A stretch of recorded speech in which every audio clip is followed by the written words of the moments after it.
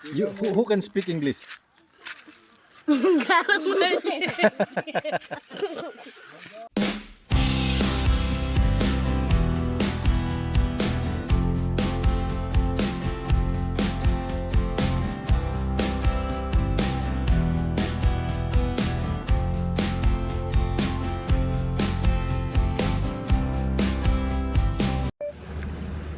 Magandang araw mga kabayan. Siguro meron ng mga nakapansin na medyo madalang na yung mga ina-upload ko. At pati yung mga karamihan doon sa mga luma akong videos, wala na ngayon. Nagkaroon uli kasi ng problema, kaya kailangan gawin ko yun.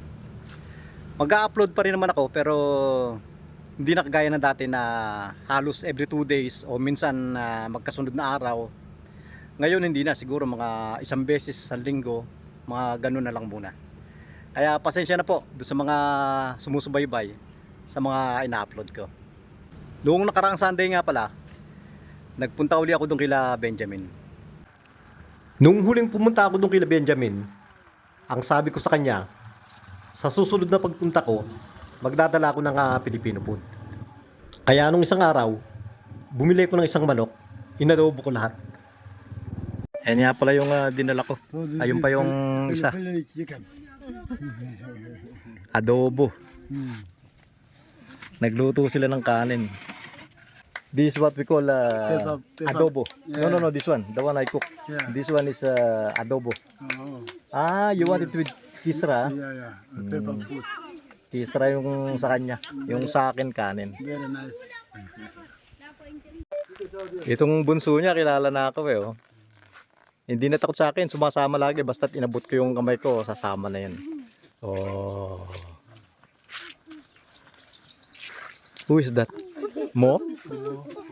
Mo?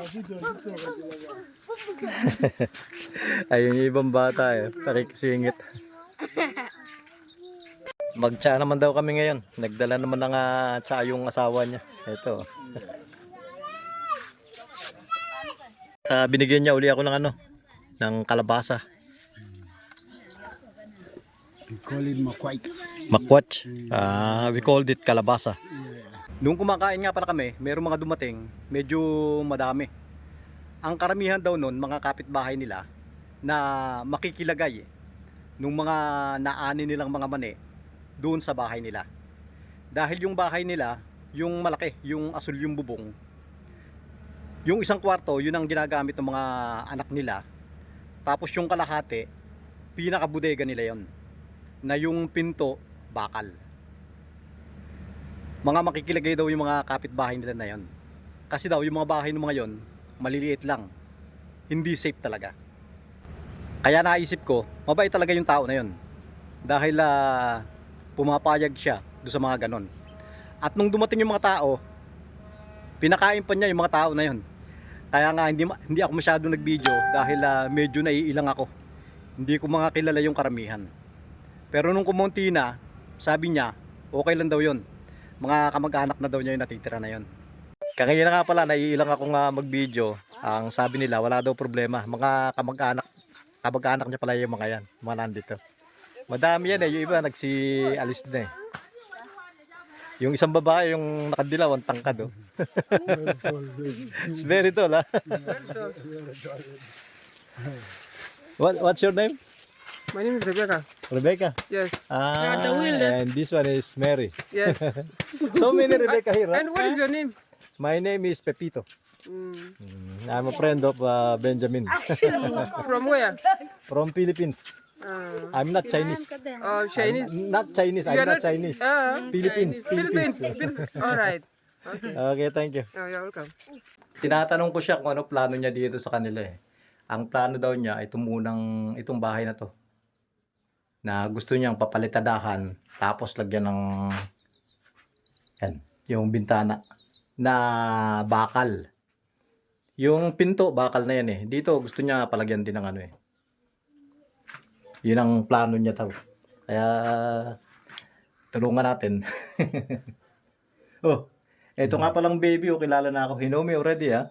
Yeah, she know you. Nung makita ako, sumama agad sa akin, eh.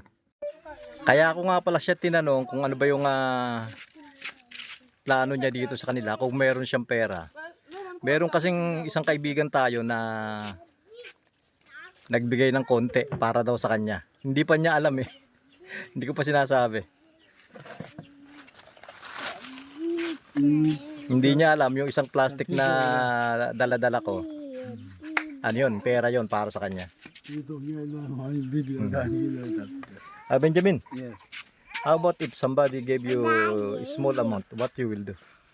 Yeah. You said you're planning to... Yeah, so I'm planning to make the windows because of sheep. Because you know now I put the But that one is, you need big amount. Huh? yeah, that one can need a big How about if I contribute a small amount? Not me, huh? Maybe a friend will give you something yeah. to help you. Yeah, if they help me, I will do something. But so to secure that one, maybe the door for inside that room. Yeah. Wala pa siyang kamalay-malay. So to keep the food for my family there. Okay, can you give me that plastic? Yeah. This one. Yeah. This plastic. This one. The one with the water. This one. No, this one. This one. No, I mean this. There is something inside, right? Yeah, something is here. Get that one. Open that one. Okay. Ito yung pera. Hindi niya alam kung ano yan eh. Diyan ko nilagay yung tubig. This one. Somebody wants to give that one to you. So this one is too much. That one is very big for a section. This one now is 300. 300. Yeah, It is 50. it is $50. $50. And this one is too much help. A friend told me to... I told him I'm coming here. He said give him $50. Yeah, that one I will give him a lot of thanks. Hey, thank So you. this one I will do something better on it so that to secure my family to add what I have it. Okay. Yeah, I think that was I will not mention the name. yeah, I will just send him the video. no problem. I will be very happy. So when I see this one, Oh, this one is 300. this is 300,000. $50. Yeah, $50. I think it can help you on that Yeah, the one you want. yeah. I will do something contributing there somewhere in my house. Okay. A person who help me something like this one is supposed to make it good. I will do something on it. Even I will tell Madam to come. Yeah. Ano yun o? Bara? Tinawag niya yung asawa niya. Ya, tapi da ka ce wani wanda ana wari ki ba ko mu wa ya la ka na gorwe. Wa jan ka na ra ni ka la ka yi ba banti. So yana ce wa ya kin ka betam. Wala ka bi ka jal taw ka ngaber ko da gani yo go martin wa da wanda an ba. Thank you. Thank you very much. Mo yung anak niya, yung may dalang container na yan. Malaki yan. Bubuhatin niya yan, siya lang mag-isa. Puno daw yan, puno. Higip sila ng tubig.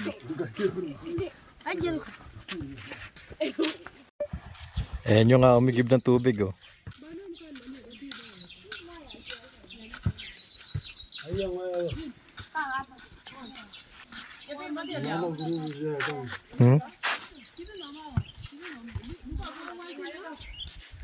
Ito yung isa, maliit.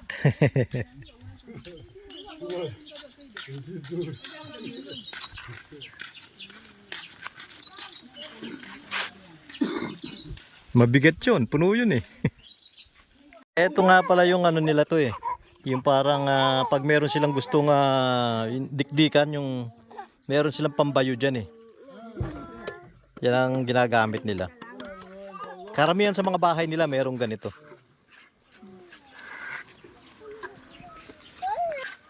Who can speak English?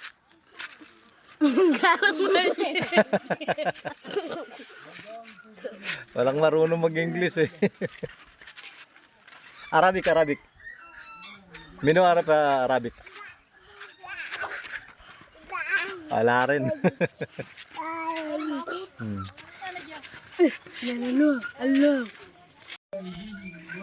Gustong magpa-picture ditong bata eh. Yung bahay nila na yan, nabulo ang bubong. Diyan daw natutulog yung asawa niya at yung mga bata. Yung kabila naman, bodega nila yon. At doon kinukulong yung mga kambing pagkagabi. Dito naman daw siya natutulog. So, mapapansin natin doon sa compound nila na wala talagang banyo. Pagka daw kailangan nilang dumumi, dyan lang daw sila pumupunta. Dyan sa may mga halaman na yan.